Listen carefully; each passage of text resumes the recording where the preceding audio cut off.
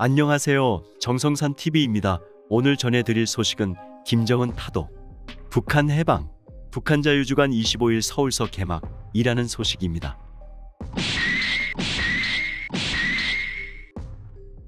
정성산TV는 남북 통일을 위해 오늘도 달립니다. 올해 19회째 북한 자유주간 김정은 정권 타도 북한 주민 해방이 목표. 2004년 4월 미국 인권단체 북한자유연합과 탈북민단체가 공동으로 시작한 북한 자유주간은 올해로 19회째를 맞았다. 올해 행사는 코로나 대유행과 우리나라 대선 때문에 4월에서 9월로 연기됐다. 주최 측은 북한 자유주간을 두고 북조선 인민들에게 말할 수 없는 고통을 들씌운 김정은 독재 정권을 무너뜨리고 김정은의 정신적 노예로 사는 북조선 인민들을 해방하기 위한 운동이라고 설명했다. 북한 자유주간은 먼저 25일 오전 10시부터 12시까지 탈북민 예배, 오후 2, 3시 전쟁기념관에서 자유의 영혼들을 위한 헌화 행사로 막을 올린다. 헌화 행사에는 북한인민의 방전선 관계자들과 탈북민 단체장들, 한미일 대표단이 참석한다. 그리고 28일에는 북한 자유주간 주요 참가자들이 용산 대통령실을 방문하고 통일부 장관 면담, 이신하 북한인권대사 면담 등을 가질 예정이다. 이를 통해 대북전단 살포 허용을 촉구할 예정이다. 그리고 이날 오후에는 북한 주민들의 알 권리를 위한 뉴미디어 기술 포럼이 서울역 4층 KTX 회의실에서 열린다. 29일 오전에는 국회의원회관 제2세미나실에서 제1교포들의 북송과 인권유린 실태에 대한 고발, 토론회가 일본 탈북민 단체 모두 모이자의 가와사키 에이코 대표가 참석한 가운데 열린다.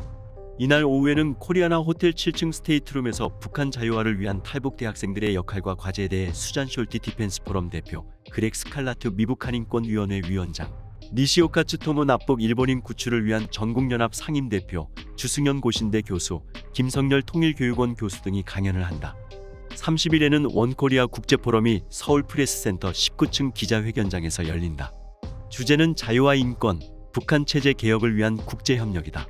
한미일 단체들이 모이는 까닭의 세계 국어 동시통역으로 진행한다. 서울 명동에서 열리는 집회에는 탈북민 단체장 등 300명이 모일 예정이다. 이들은 집회를 마친 뒤 중국 공안에 붙잡혀 강제 북송되거나 희생당한 탈북민 명단과 항의 서한을 주한 중국 대사관에 전달할 계획이다. 미국 내 탈북민들 분노, 김정은 핵무력 법령, 주민 생명권 유린 공식화. 북한 김정은의 핵무력 법령 공포는 북한 주민들의 생명권을 무시한 독재적 발상이라고 미국 내 탈북민들이 비판했습니다. 지도자의 신변이 위험해지면 주민들을 핵 위협에 즉각 노출시키겠다는 비양심적인 정책이라고 지적했습니다. 미국 동부 뉴욕에 사는 탈북민 정태양 씨는 제77차 유엔 총회가 개막한 지난 13일부터 날마다 뉴욕의 유엔 본부 앞에서 1인 시위를 하고 있습니다.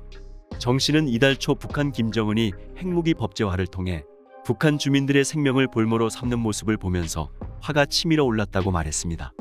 그러면서 북한 주민들의 권리와 목소리를 대변하기 위해 시위를 시작했다고 설명했습니다. 김정은 정권이 북한 주민들의 생명을 인질로 잡고 계속 핵공갈을 하고 있는데 저희가 볼 때는 마지막 발악입니다. 하루빨리 북한 주민들의 상황이 개선되길 바랍니다.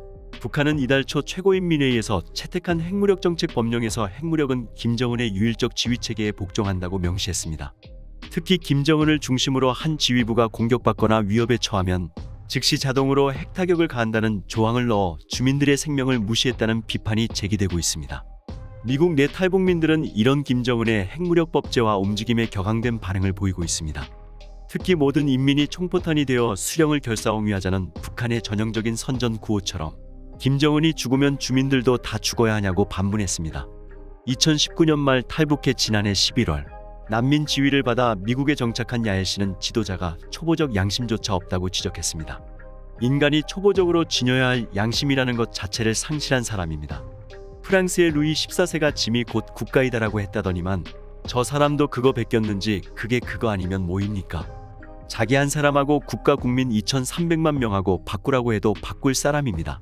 북한이 신종 코로나 바이러스를 이유로 국경을 봉쇄하기 직전 탈북한 야엘 씨는 적어도 국경지역 주민들 사이에서는 김정은에 대한 실망과 분노가 매우 높다고 말했습니다.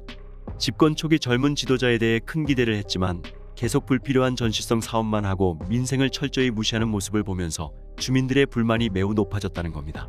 부글부글합니다. 저 올 때까지만 해도 마음 맞는 아낙네들끼리 앉아서 야 저게 무슨 필요한가.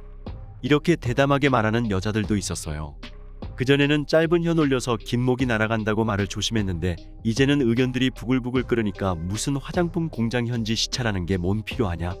이렇게 말하는 것을 잡아가면 조선 국민 다 잡아넣어야 하니까 이제는 그 정도를 말반동으로 취급하지도 못한단 말입니다. 핵무기가 북한을 지켜줄 것처럼 김정은은 주민들에게 선전하지만 이게 얼마나 큰 위선인지 세뇌된 주민들도 알아야 한다고 강조했습니다.